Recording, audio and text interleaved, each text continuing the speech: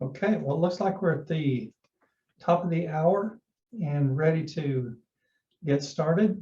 I want to thank everyone for their attendance today. It's really great to have you with us. I'm Scott Price. I'm a solutions architect and safe program consultant with Expium. And my partner here today is Jason Kidner, also a solutions architect, safe program consultant, Atlassian certified. And we're really excited to have you with us today to talk about cloud migrations. We have done lots of migrations in the past and kind of led the way with Atlassian cloud migrations. And we are happy to continue down that path. And we're getting a lot more traction with cloud migrations as we move forward. So we're happy to have you with us today. And we're still getting people coming in. So we're glad to have you with us. Settle in and join us as we explore successful cloud migrations today. The first thing that I think we want to talk about, if we can look at the next slide, is just to kind of talk about why are we here today? Why are we attending a cloud migration? Why are we putting on a cloud migration webinar? And the thing that really comes into play here is that Atlassian has taken a cloud-first approach. There's the slide we're looking for. Atlassian has taken a cloud-first approach, and what that means is that we're getting a lot of the best features that Atlassian has to offer are coming to the cloud first. So that's really what has taken place, is Atlassian is putting a lot of their research and development dollars into the cloud. And many of our customers have done the same thing. Many of Atlassian's customers have done the same thing, is really going cloud first, trying to, if we put a new application up, trying to put it in the cloud first. And in this case, migrating existing on-premise applications to the cloud.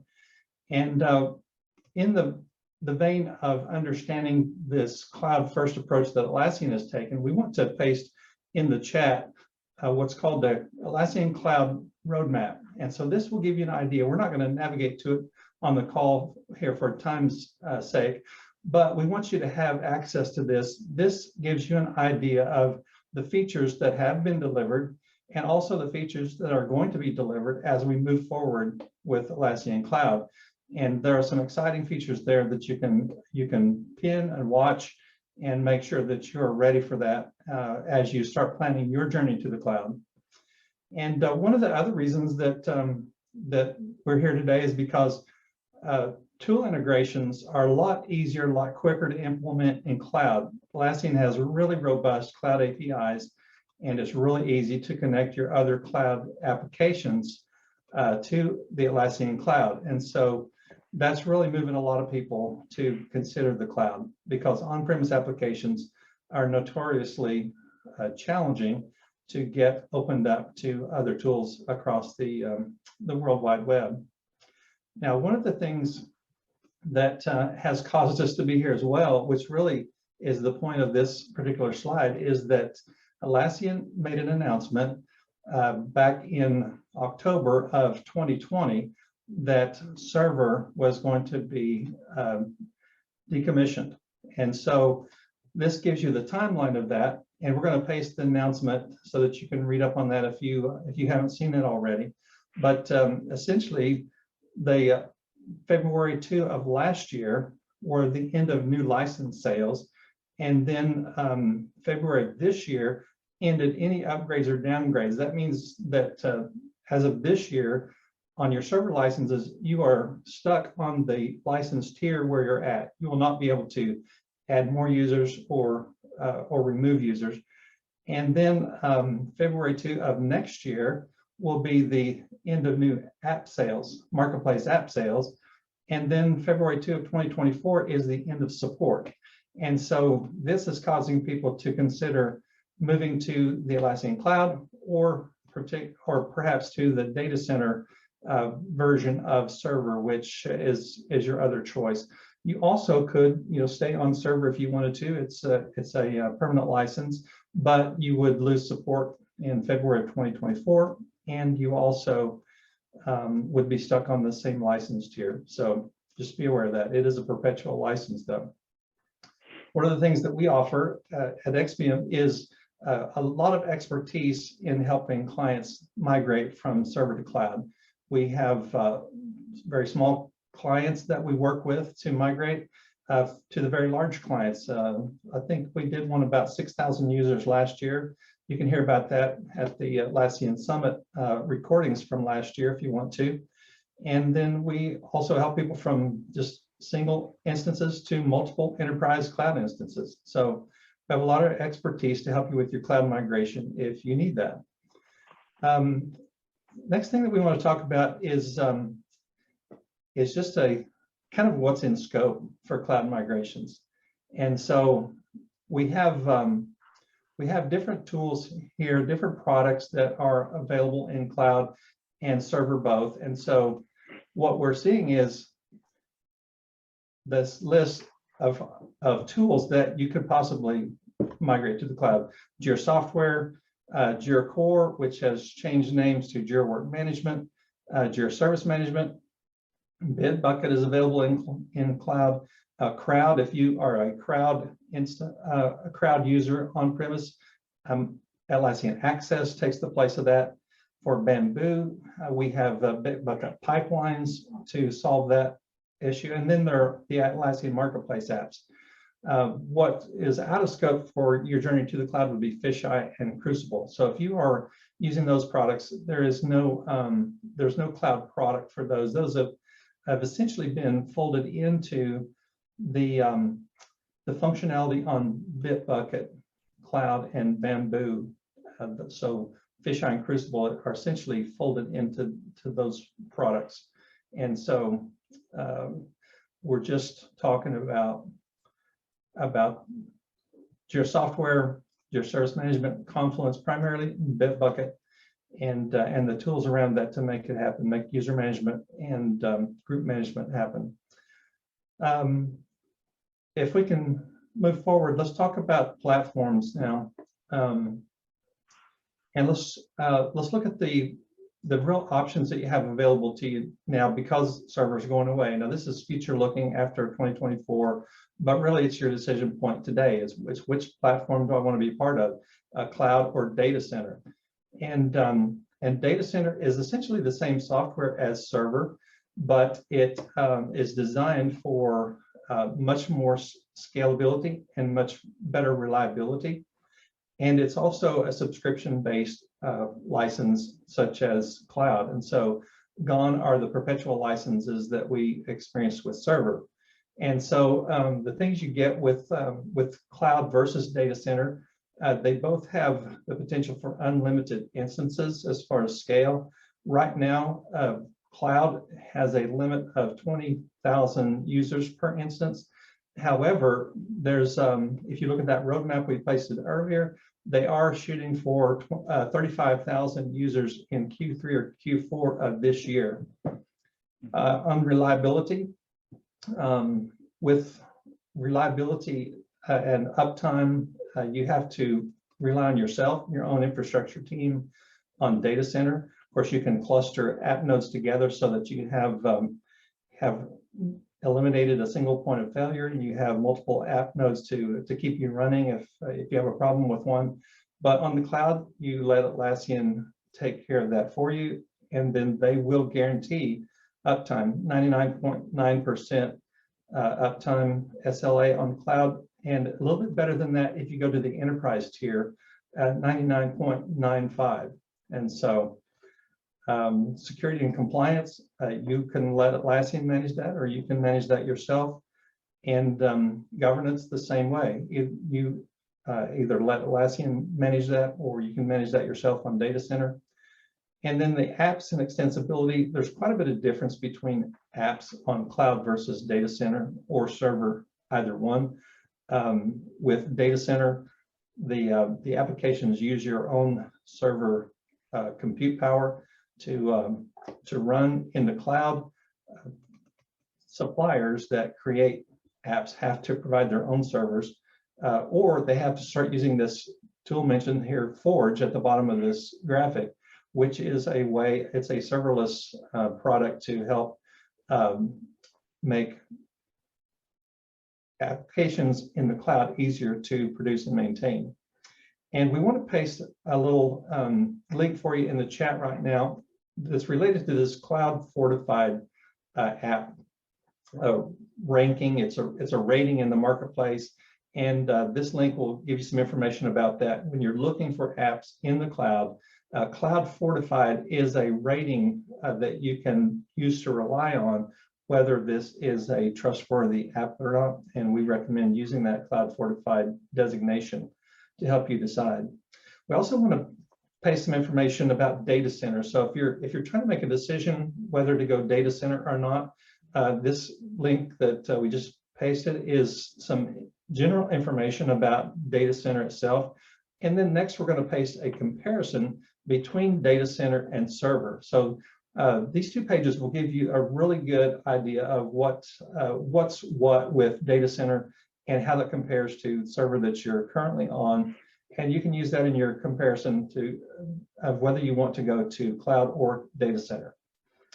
On the next slide, we're going to talk about the reasons why you might want to go to cloud. And so this is just really throwing out a figure that came from a Gartner survey that was done in, I don't remember when that was actually done, but it was called Death of the Data Center, the article that Gartner posted. And they predicted that by 2025, 80% of enterprises will migrate entirely away from on-premise data centers. And your organization may be in that same path and may not. We're working with a lot of people right now who are actually doing that, trying to minimize, if not eliminate, their data center altogether. And so cloud is becoming a big part of that conversation. And so not all of that cloud movement is to SaaS products like the Atlassian cloud that we're talking about today. Some of that is cloud data centers, where you still have an on-premise server license or data center license operating in the cloud. But a lot of that is SaaS, like the Atlassian products as well. So let's shift now to looking at cloud tier levels. One of the things that you're going to need to decide on if you go to cloud is what tier you'd like to be on. And so these are the 4 tiers that are available. They relate to Jira Software, Jira Service Management, and Confluence. You don't have these same tiers for Bitbucket, as a for instance. It's priced out a little bit differently. And you see across the bottom there, Atlassian Access. Atlassian Access is the equivalent of Crowd on-premise, which allows you to have user management and user provisioning and group management in the cloud. And that is an add-on in the 3 lower tiers, but it actually comes bundled with the enterprise tier there. So just want to make sure that that you're aware of kind of how the pricing fits together here. We also have an update from when this slide was printed, that this slide indicates that data residency is only available on the enterprise tier there. But because of its popularity, data residency has been made available for all paid tiers. So standard, premium, enterprise, all 3 allow you to decide where you want your data to reside. There are some limitations on that, but you generally will be able to select the region where you'd like for your Jira Confluence and Jira Service Management data to reside. I have also a little bit of an update on Jira Service Management. Atlassian is putting a lot of emphasis on Jira Service Management right now. They continue to add to that, and as of next month, March of this year, Jira Service Management is now going to come out of the box with a knowledge base. It's a simplified version of Confluence where you have the ability to create, read, update, and delete, but that's going to come bundled automatically with Jira Service Management. So that's a great feature. In addition, they just announced a purchase of an AI tool that is really a chatbot. So nothing on the roadmap yet, but we can expect to see some chatbot integration coming with Jira Service Management down the pike, I'm pretty certain. Also, XPM is coming out with a new Jira Service Management Bootcamp, and we'll be having that on the calendar shortly if it's not there already. I think that may be already on the calendar. We'll see when Jason gets to the calendar slide of upcoming events, but keep your eye out for that Jira Service Management Bootcamp. We do want to give you some resources here to help you understand the tiers, and this first link is a cloud plan comparison. And so this page will actually allow you to put these plans side by side, help you decide which tier you think you might need for your organization. And then we're going to post Jira Software cloud pricing link, so you can just jump right to Jira Software. That's usually the first one on people's minds to see the cost, and then Jira Service Management right beside that. And you can quickly navigate to Confluence, Bitbucket, and the other products as well as needed, but those will get you in the neighborhood of where you need to be to really do some comparison. And whenever it comes to deciding what tier you're on, if you need any help or support in that, we at XPM do a lot of licensing for our clients, and so we are experts in helping you decide which tier you should be on. And we can walk you through that, make sure that your licensing is smooth, your conversion from server to cloud is smooth. So feel free to reach out to us for licensing help as well. One of the things that I want to point out is that the premium and the enterprise tiers do both come with a free Sandbox and release tracks. And this is a really valuable feature. And the Sandbox allows you to essentially have a playground that goes along with your cloud instance. So typically on-premise instances, we see people with a production instance and a development or a staging instance, a test instance. This Sandbox gives you that same benefit. So you can have a Sandbox for playing around in the cloud and trying things that you think you might want to do in your production cloud instance. And then release tracks are a way for you to bundle when updates come from Atlassian. So with cloud, we're always getting updates in the cloud, and release tracks allow you to decide when that actually hits. So you can stage those, and you can make sure that they hit your Sandbox first. You can try those new features out, make sure you're prepared for that, prepare your organization, and then you can be ready for them to go into production. So the Sandbox and release tracks, great features and good reasons to get up to that premium tier if you're thinking about that tier at all. Okay, next thing we want to talk about is Atlasian Access for just a moment. We talked briefly about it a couple of slides ago about how this is where you do group management, user management. And Atlasian Access is a really important tool for most companies that are migrating to the cloud. If you have very many users, because this allows you to enroll your users in single sign-on, user provisioning from an Active Directory, some identity provider, deprovisioning as well. And so it's a great tool if you've got lots of users and groups to manage. It's a great tool to allow you to set that up on your cloud instances.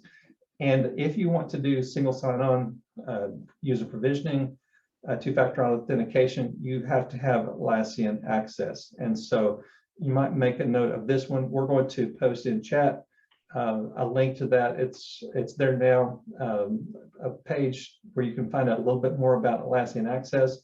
There's also a free trial on this. If you have an instance up and running, you can try Atlassian Access and try it out for 30 days and see if it's going to help meet your needs. That can be kind of complex to set up, especially the user provisioning. So we'd be glad to help you with that if you need it. And now I think we're going to turn it over to Jason and let him tell you a little bit about us. All right, thanks, Scott. So yeah, a little commercial break here. Scott and I work for an Atlassian Platinum solution partner called Expium. We're based out of St. Louis, Missouri, and we offer a number of services. We kind of got started with training. That was an initial niche, and I think we're still one of the best solution partners in terms of training and the offerings we have. So you'll see later on, we have a number of other webinars like this one each week that we offer. We also have some boot camps around Jira and Confluence, and as Scott mentioned, we're working on some boot camps for Jira Service Management and some other Atlassian products as well. So in addition to training, we offer consulting on really the whole array of Atlassian products. Anything you need help with, support with, we can certainly offer that. And that could look in a number of different ways. We have a very popular support service agreement that a lot of our clients will just ask us for 1 day a week or 2 days a week levels of support up to a couple of FTEs potentially. So we offer consulting. We also have a sister company called Oasis Digital Solutions that allows us to do a lot of custom development work. So whatever your organization may need, whether it's a front end or a portal or an overlay, a website, or just customizations in terms of apps or other functionality you want to see within one of your Atlassian products, we can certainly help with that. So nothing is really beyond what's possible with the expertise we have in-house. And then we also have a licensing team here. And so whether it's on-prem like data center, server, we know that's going away, but cloud licensing, we can certainly help with that as well. And that's really at no cost to you. It's outside of the scope of any of the engagements. And we have a really good relationship with Atlassian and can often provide some discounts beyond what organizations can even get going directly with Atlassian. So certainly consider us for that as well. All right, so back to cloud migrations. So I want to cover some of the benefits of moving to the cloud versus potentially moving to data center. So one of those benefits is extensibility, which basically means there's a lot more integrations in the cloud with other SaaS products out there on the market and other tools that companies are often using, like Zoom or Slack or Microsoft or Google Drive and Google Docs, things like that. There's a lot of cloud-only integrations. And then there's also obviously a lot of add-ons that could potentially be purchased. But the cloud is very much set up, and they're, again, putting a lot of investment into these integrations. I know recently they've done a lot of work with Microsoft Teams, so just this out-of-the-box integrations with Microsoft Teams and Jira. So, and that just keeps growing. So we're going to post in the chat some more information around those integrations that are out there. So you can see about that. And the next benefit I want to highlight is cost. So this is a big factor in terms of whether you might pivot to data center or to cloud. So there is a real difference oftentimes and a real reduced cost in terms of maintenance between your going with your on-prem related to the cloud. So we know that there's going to be a reduced operating expenses for your system admins because, again, Atlassian, if you go to cloud, Atlassian's doing most of the work that your system admins are doing, or your database admins, server admins. That's Atlassian's handling all that with your subscription costs. You also often have a reduced CapEx around any server hardware or any the hosting of your cloud hardware on Azure or AWS. So again, Atlassian is hosting all that, and you pay for that with your license. And then there's also the cost savings that you get around version upgrades.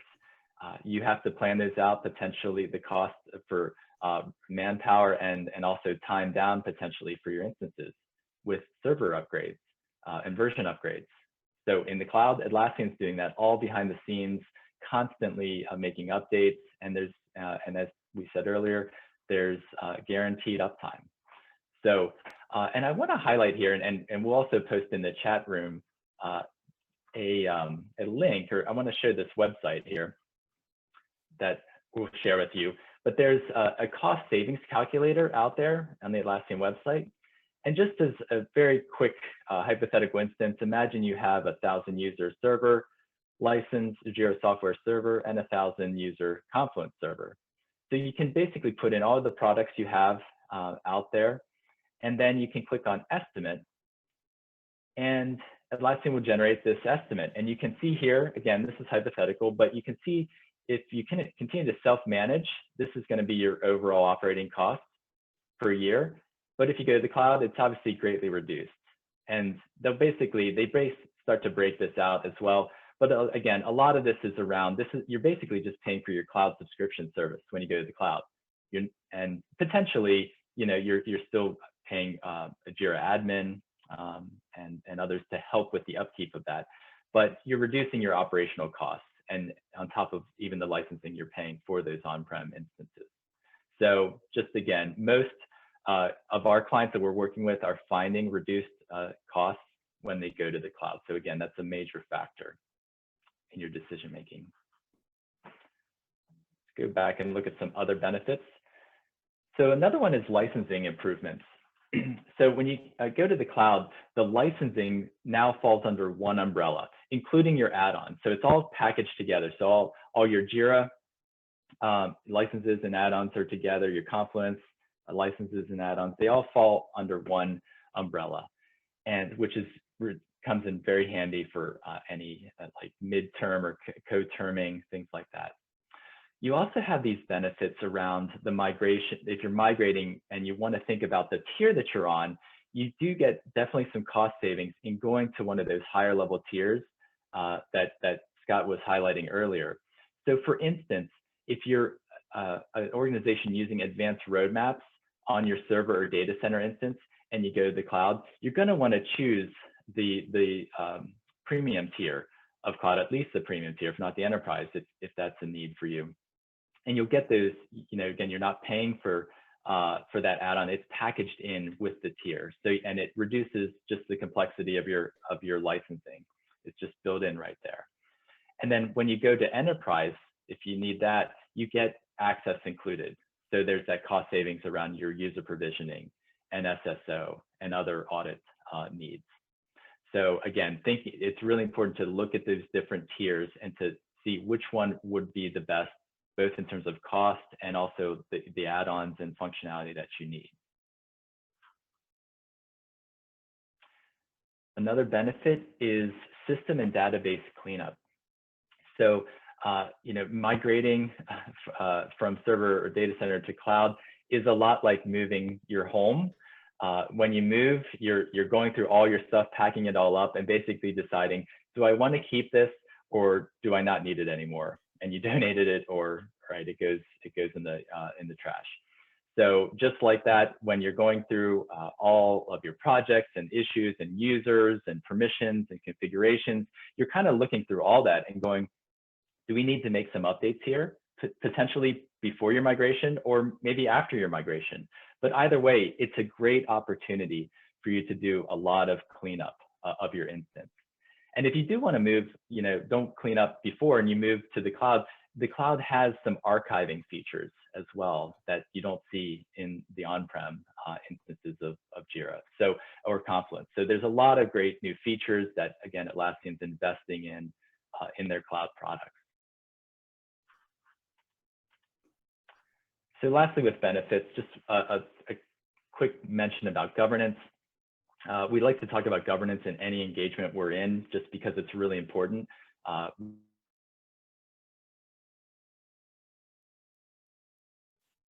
Jason, we lost your audio.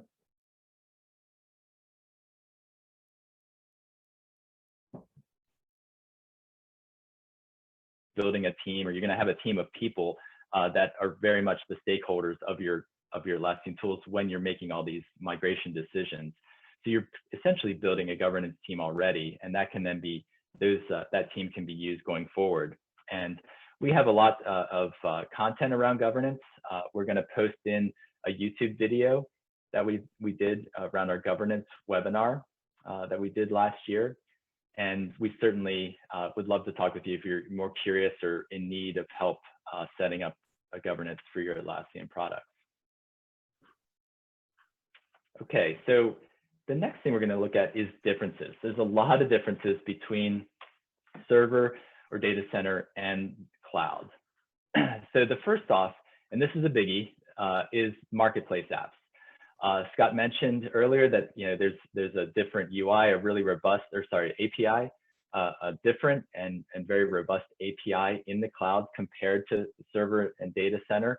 And so a lot of changes, between the marketplace apps in server and data center and the ones that are offered in cloud.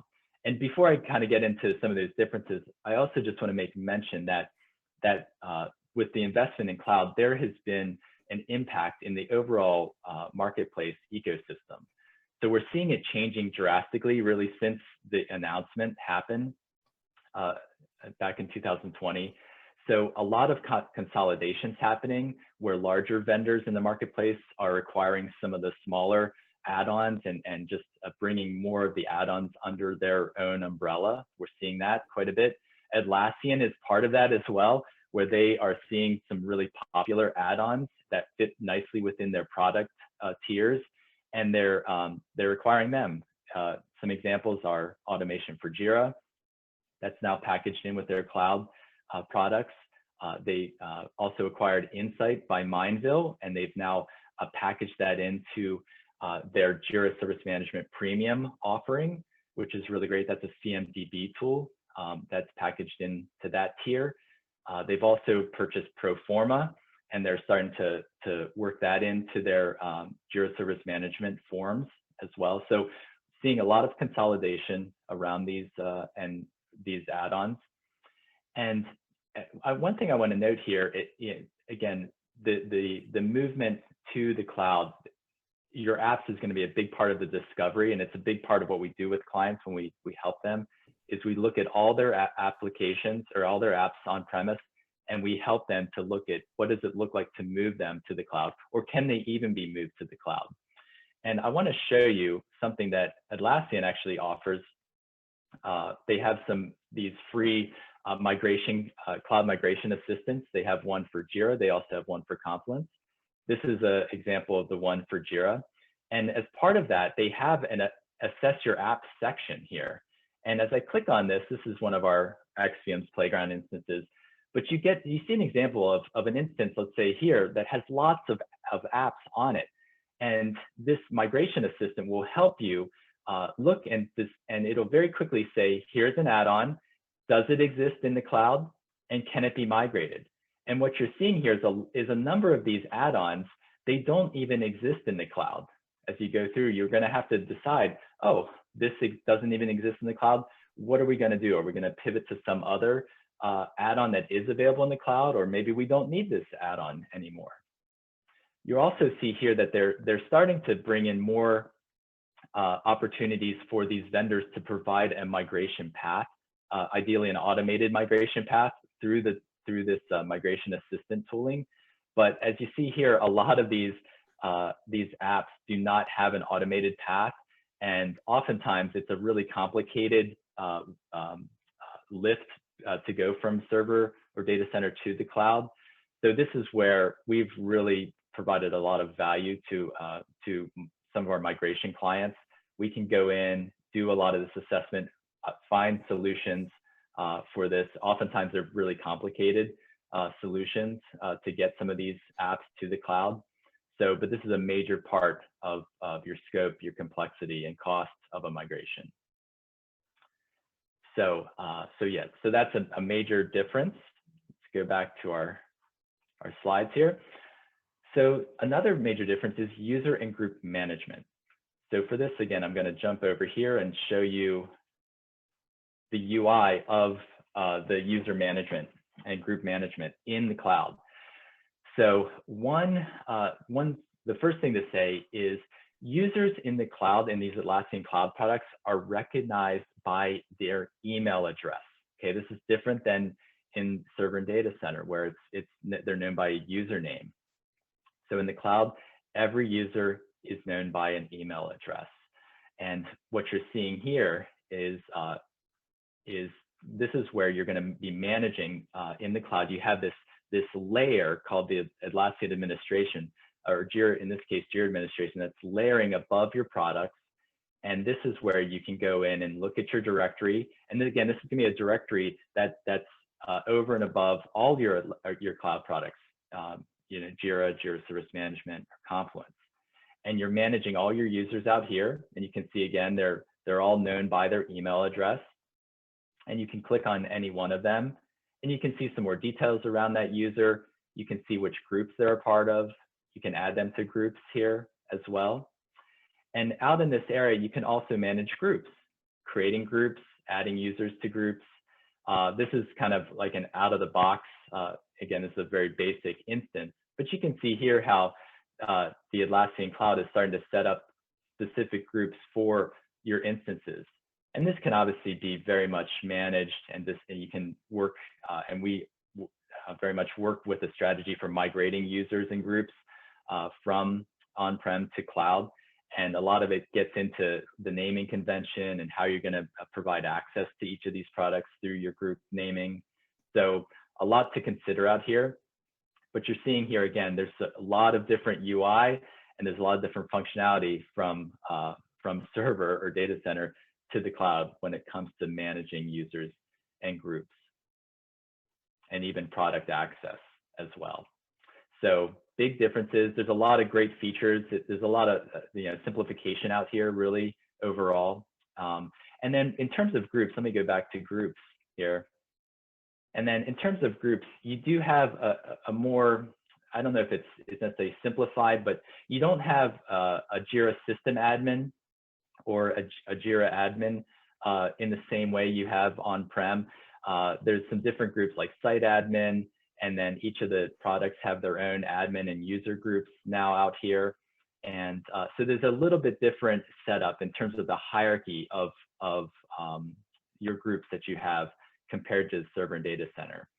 And we certainly walk through with our clients all the ins and outs of this and help them to have a strategy, again, to assign their admins in the right level of hierarchy to give them the right set of permissions. So big differences out there with that. Then there's just some major differences in the tools themselves, in the user experience. So just want to give you a quick demo. If you haven't seen the cloud before, in both in Jira and Confluence. So just wanted to highlight, here's the view, the overall UI. This is the list of projects. And I want to focus in on one of the major differences, which is the view screen of the issues. So I'm coming into one of these projects and going to the issues area. And then let me just open up one of these issues in a full screen. So you can see, again, very different UI, even in the project menu. But then in the view screen, this is very different from server and data center view screens. It's completely redesigned. So instead of all your different panels here, you have a lot of buttons up here to put attachments, to add attachments, to create subtasks, to do links to other issues or to web links, things like that. Some of your areas, you're used to maybe having Confluence, used to having descriptions and some of your panels over here. But now you're not seeing all of those other standard fields or custom fields in this part of the view screen. You're seeing them over here. And all of these can be adjusted. You can have them show automatically, even if they're empty, or you can adjust and set this up so that some fields will not show at all unless they're populated. And you have to expand this to see some of the other fields. There's a lot more configuration available to the project admin for these screens. I'm not going to get into that. You also notice that the buttons that you're used to up here have been moved around. So you don't see all the workflow transition buttons. Instead, you see a drop-down that shows you what your current status is in the workflow, and it shows you the available workflow statuses. And you can even then view the workflow over here. That's a big difference. Another big difference is you don't have a more actions, a more but or drop down. You have to go over here to this 3 dots icon to find all your more actions. So again, very revamped issue view screen. This screen also appears on if you're on one of the boards in a project, either on the backlog or let's say an active sprint or a Kanban board. When you click on one of the cards, you also now get the new view screen that pops up, which is really nice feature. You don't see a little issue detail view on the side. You see the whole view screen. And these view screens, I might add, also become your edit screen as well. There's no edit button anymore. Basically, all of these fields are editable in line. And that's another major difference. So major difference out here. We're going to post a YouTube video in the chat around what to expect as a new Jira Cloud user. And this is one of a number of things that gets highlighted. Now I'm going to switch over to Confluence Cloud. Again, just for time's sake, not going to go to all the ins and outs, but Confluence is very different as well. When you migrate from Confluence Server Data Center to cloud, your migrated pages will show up in a very similar look and feel to your old ones.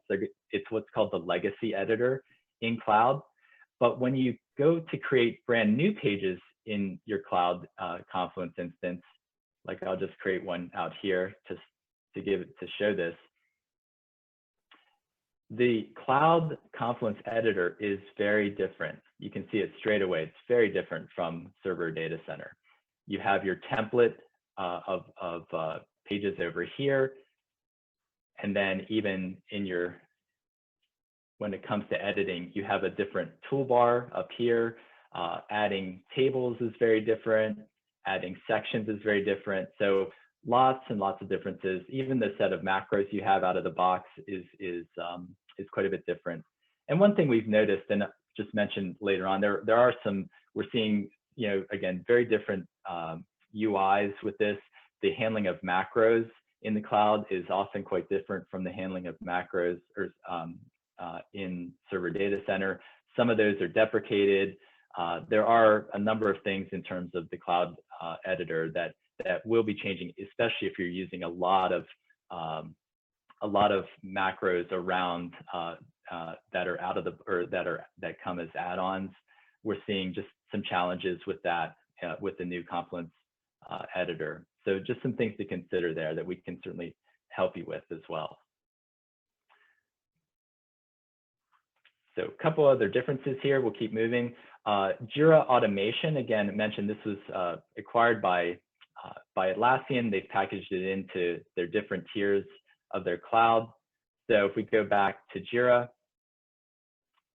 and you can see this as a project admin, you can do automation rules, or as a Jira admin, you can set up automation rules for the whole instance. But I'm going out to the project settings in the cloud, and there's an automation option here. And I'm not going to go in depth in this, but automation is a really great feature. This could potentially save you from maybe some of the add-ons you are using that provide some automation. It's built into these different tiers, and you have different levels of how many rules you can run depending on which tier you're on. If you go to Premium or Enterprise, you pretty much have unlimited execution rules. But you can see out here that you can set up rules that basically, we get into here, you have all these triggers available to start an automation rule. And when you set those, you can choose, for instance, when an issue, let's go back here. You can do when an issue is created, and then lots of options around actions that can take place, or conditions around when those actions take place, or even you can do actions upon like parents or children issues when a trigger takes place. So really, this is a very robust, we use this a lot with our cloud clients, and we've been able to solve many, many different things without having to get another add-on. So again, lots of opportunities with Jira Automation. those of you who are using advanced roadmaps in Server Data Center, again, you're going to be able to get that by going to the premium or enterprise tiers in cloud. And I won't go in depth, but just to note that those are now going to start to show up under the plan. If you have that premium or enterprise tier, you're going to get advanced roadmaps under the plans dropdown. And it looks similar, I think, at first glance to your Server Data Center view of advanced roadmaps. But again, Atlassian is investing in cloud a lot more. They're adding a lot more features, and there's definitely a different UI overall with the cloud advanced roadmaps. But again, a really great visualization that allows you to go above the Jira Epic issue type to other layers of scale in your instance, and some really cool road mapping features. A couple more here. Jira Work Management. Scott mentioned how Jira Core has been renamed to Jira Work Management. And this, again, is another place of a lot of investment for Atlassian in Jira Cloud. So I'm going to just show you, give you a quick teaser into one of these work management. So you'll see it's called a company managed business project out here. So this is just one example of what your work management looks like in the cloud. You have a board view, you have a list view,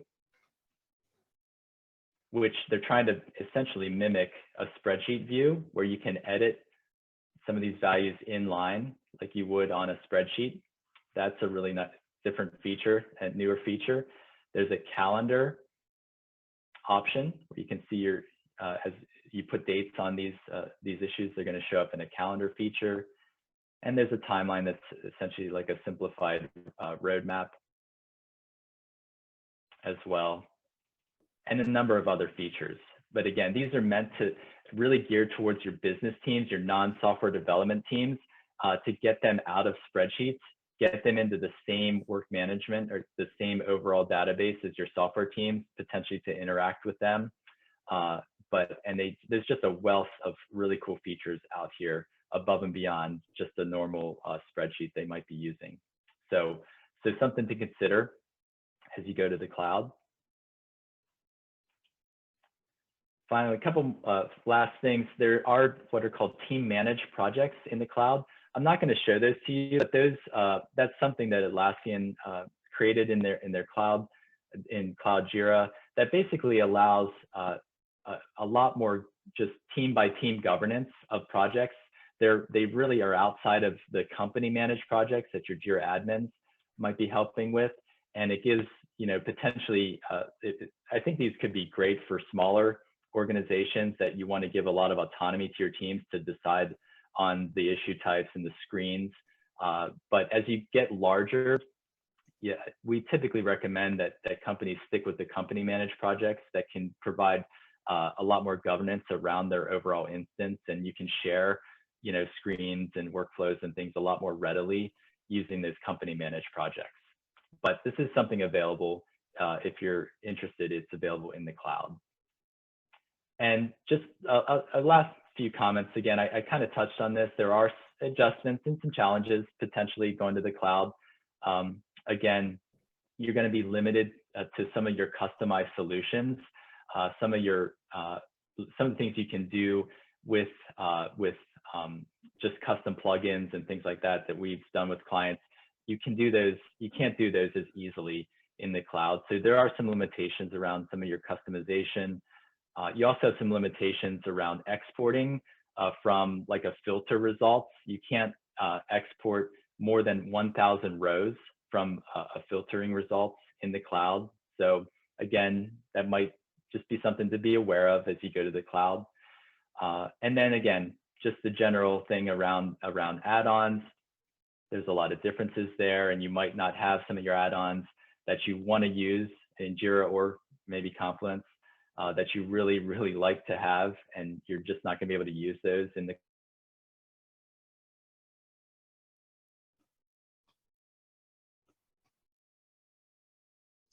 Jason, we lost your audio.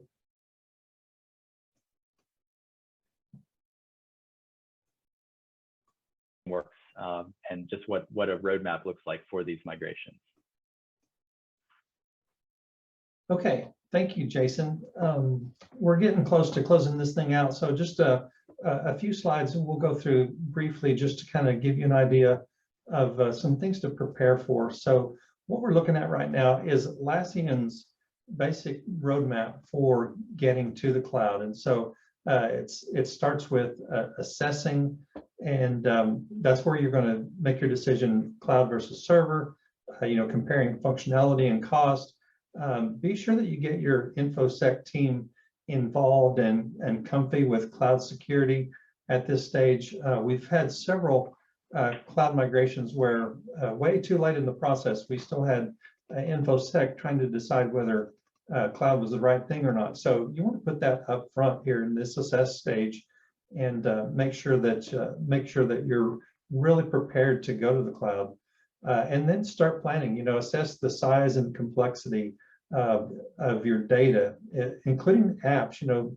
Jason showed the app migration tool where you can assess whether it's even available in the cloud, and whether the data can migrate with the JCMA or CCMA, the migration assistant tools. Incidentally, there have been some changes in migration methods, because Atlassian really wants you to use what we call the CMAs, the migration assistants, JCMA, CCMA, BCMA for Bitbucket, and they now have a limit of 1,000 users if you're going to use a site import method. And so, of course, if you're under that and you have some serious problems, it's worth talking to Atlassian about, seeing if it's possible to do a site import. But there are always complexities around that too. If you're doing Jira and Confluence, you can do a site import for Jira, but not Confluence. Then you'd have to move Confluence via the migration assistant and so forth. So there are a lot of nuances around this. And so this planning stage is important. Determine the best strategy.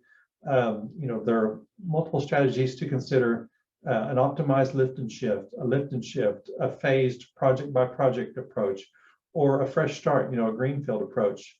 So consider the different options and develop a plan, and then get prepared. Prep your team, prep your sites, prep your data, and make sure that you're really ready to start some testing. And then when we get into this test phase, we say test, test, and test again. You'd be amazed at how many different test sites we'll use on a complex migration, especially because there are lots of changes in the cloud environments.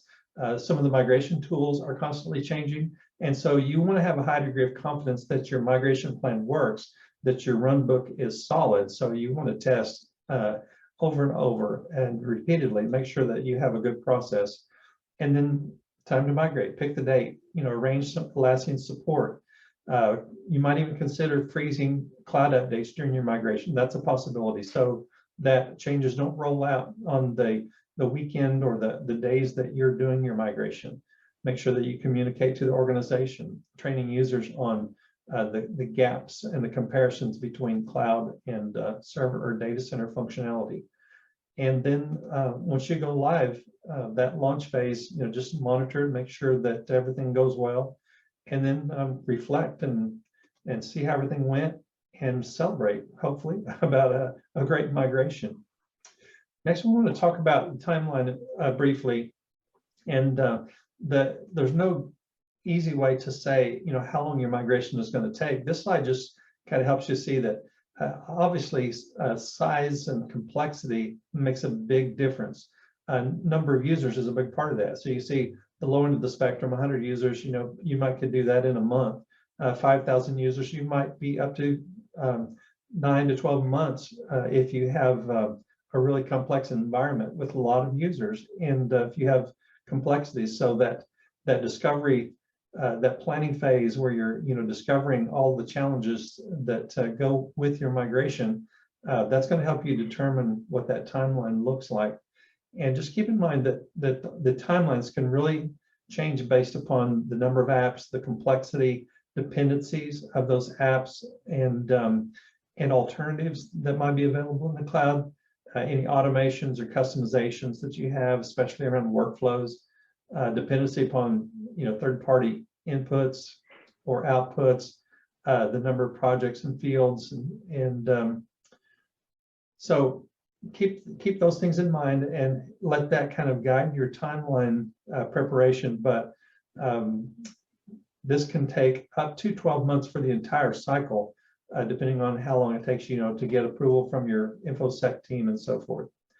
Next, I want to show you a couple of brief slides just to kind of give you an idea of kind of how you can use Jira to manage a migration. And so with XBM, we love to eat our own dog food. And so we manage migration projects with Jira and Confluence. And this is just showing an example of a Jira board where we're tracking migration activities. And then on the next slide is just an idea of what Confluence might look like, where we're using run books, creating run books, application assessments, and preparing for the actual migration. And so Jira and Confluence and advanced roadmaps, they all come together to make a great tool to manage your cloud migration. Jason, I think we better wrap it up. What do you think? I think so. Yeah, we're almost at time. We want to give some opportunity for question and that you might have. There is a Q&A area. You can submit your questions, and we're happy to answer those. While we're waiting on questions to be asked, just wanted to highlight in this final slide that we do have some upcoming webinars and classes. You can see they're noted, the $0 ones are the webinars we have that are typically this same time on Thursdays.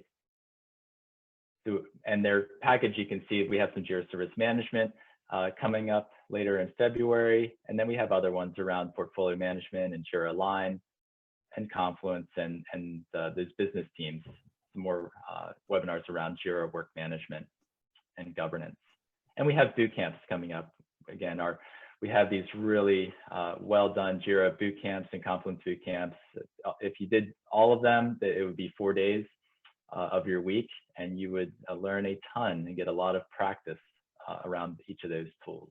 So definitely consider that if that's a need for you or people on your team.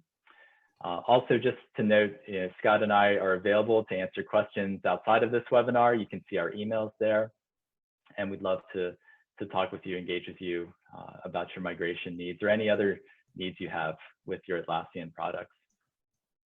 So just a couple of questions that have come in. One of those, maybe Scott, and if you want to answer this, it's how do I know if I need a partner? Can I do this migration myself? Yeah, I think it really depends. Yeah, I think it really depends on your complexity. The number of users, the number of applications, and so if you